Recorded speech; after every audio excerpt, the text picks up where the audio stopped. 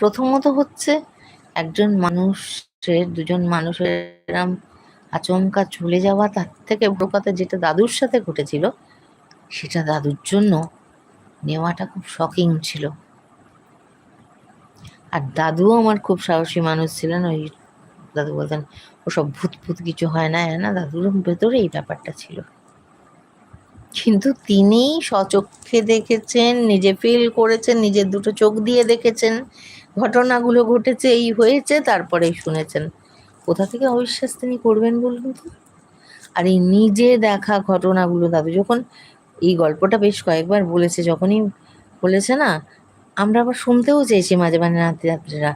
দাদুকে নিজেকেই দেখেছি বেশ কেমন একটা ভয় ভয় ভয় ভয় ভয় ভয় দাদুর মধ্যে, মারাত্মক একটা ভয় দাদুর মধ্যে থাকতে দেখেছি।